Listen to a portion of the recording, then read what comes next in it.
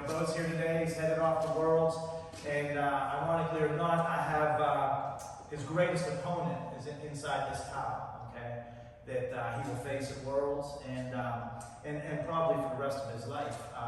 And if you guys become dedicated, not just in wrestling, but in life, this will too become your greatest opponent. So who do you think your greatest opponent is going to be at Worlds this year? Probably yourself. Just believe it. That's exactly it, okay? Your greatest opponent is yourself, okay? So you need to look in a mirror, okay, when you're headed, because he knows the training that he does. He knows the drive and the dedication and the hard work that he's put in, like you said, Evan. What do you think about on your way to an event? He's thinking about what he's done, the work he's done, why he deserves this. Many of you guys I see come to tournaments, and I see the effort that you're putting in practice, the amount of focus, the amount of work you're putting in, and I know your opponents in many cases. And I see you lose sometimes, and you're throwing big fits, you're crying, and I know, and I try to console you, but I know that other guy deserved to win because he worked harder, he had better drive, and I'm hoping to inspire you to use that loss as motivation to better yourselves. But Bo is exactly right. That's the first person. I've been asking this for like 15 years.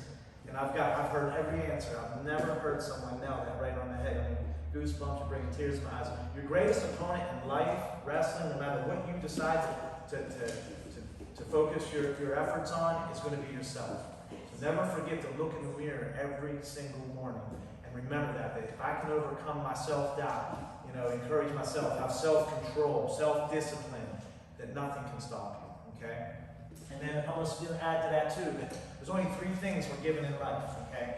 Our time, our talent, and our treasure, okay? And we cannot waste any of them because we don't know when they're going to run out, when it's going to be over.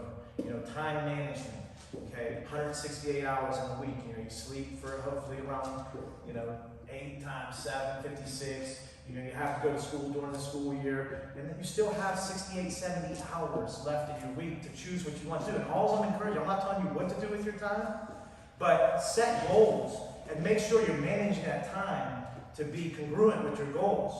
So if you want to be stronger, then you should be setting aside time every day to live. If you want to be better at wrestling, and he nailed it on the head, 80% of the year, he doesn't focus on losing weight.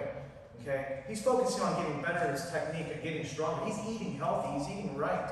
Okay? One of the things that upsets me about some of the local clubs around here is how they'll have guys lose so much weight for like a summer tournament. Virginia Beach Rules, which is a fun event. It's a great event. I've been there many times. I love it. But when I see clubs trying to nip one more team's space and sucking all their kids down 9, 10, 11 pounds in the summer, it's the wrong message. You should be getting stronger. You should be getting better at your technique if you want to be better at this, okay? And I'm so glad you said all those things. So manage your time wisely. Okay, talent. Okay, the second thing we're given in this world, in our life. Okay, we're all different. Some of you are tall, some of you are short, some of you are naturally strong, some are naturally fast. Okay? We're all built different. God builds us different so that we can help each other. That's why God put the eyes on the front of our face. So, we have to have a mirror to see ourselves. I can't see my own face without looking in the mirror, but I can see your face. I can see his face. You can see my face. And the ancient Greek word for face, Persephone, is the same as person and it's the same as mask. And there's a triple meaning to that. Like, I'm not a real person unless I'm looking both face to face, unless I'm looking you face to face. And is that my real face or is that my mask? Okay? So if I'm giving my real face to Bo and he's giving my real face to me and to you guys today, which he did, okay, then we're helping each other. And that's the way the world's supposed to work. So we all have different talents, okay? So we shouldn't be jealous of other people's talents. We shouldn't degrade other people or try to bring them down. We should celebrate their talents, okay? And we should work on our weaknesses in private and display our talents and strength. And if, I'm short, so if I come in here and I need someone to fix this, I'll grab the tallest guy in the room. He can fix that, okay? But I've been coaching wrestling for 24 years. I've been around the world, traveling with hermits and monks, studying life and love and all these lessons. So when someone needs a little bit of advice, maybe they come to me and I help them with my talents. So we use our talents to help others, okay? And then treasure, finally. A lot of people think treasure is gold or money or medals or trophies, okay, and these types of things, okay? And it's not necessarily those things. Those are a byproduct of our true treasure. which is our family, our friends, our faith, okay, and our teammates that support us, our family, our support network. That's our true treasure. And the treasure, even if he wins worlds, that moment's going to feel so good, but it's not because he's receiving that medal. It's not the medal itself. It's because finally all the work, the hard years of work, dieting, dedication, lifting, drilling, doing everything right finally paid off. That's the exhilaration of that moment. Not that he has the medal or the trophy or whatever going to hit him. That's going to remind him later in life of that moment. That's a good reminder. But that's not why he's happy. He's not wrestling for that medal per se, the piece of metal. He's wrestling for that moment, okay, to perform his best and to be his best and to prove that all that he's done has led up to that moment. And that's the exhilaration. And finally, there's only 3 motivations in this entire world, okay?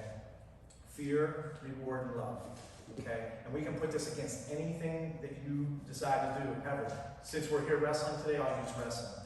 You know, some people wrestle out of fear, like they don't want to disappoint their parents. They don't want to lose, you know, whatever it is. And that all 3 of these motivations have a place in the world, okay? But the fear is the most limited. If you're wrestling out of fear, you know, you may do good when you're 6, 7, 8 years old, and then when you get to 16, 17, 18, you're not afraid of your dad anymore, you're not afraid of failure anymore.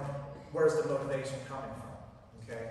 Number 2, reward. Some people wrestle because they want trophies. They want to be able, their parents want to be able to put pictures. He won this Worlds, he won this Nationals, he won states. Okay, Bo knows there's one real Worlds. Okay, but if in the United States this day and age, there's so many Nationals, so many states, so many Worlds, it gets so watered down.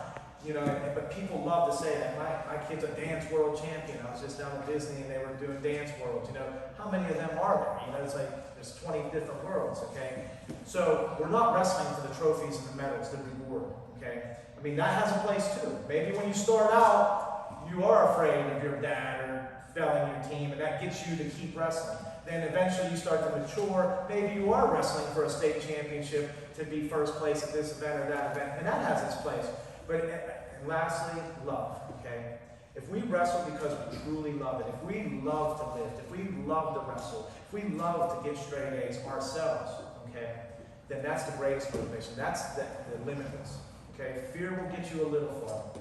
Reward will get you even maybe a little bit further. But if you love what you do, if you can find to love the process, love what you do, love being better today than who you were yesterday, then nothing can stop you ever.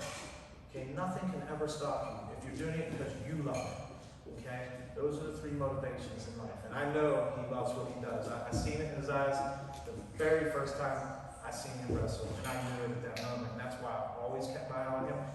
And quite frankly, it feels so good to have him sitting here right now and to remember that moment. And like I said in the beginning, I don't believe in coincidences. I think this all has a purpose and a meaning.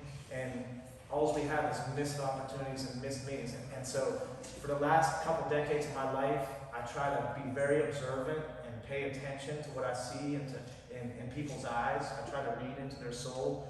And what I read into his soul when he was shaking my wrestler's hand that day and I watched that match, to me it's coming true. And it made me feel good because I didn't miss that opportunity. You know, I keyed in on that and stayed in contact with the family and followed his career. And here he is sitting here today helping you guys. And so, no coincidence in life. It's come full circle. I'm extremely proud of him and his family. I'm extremely proud of you guys. I'm tearing up and stuff.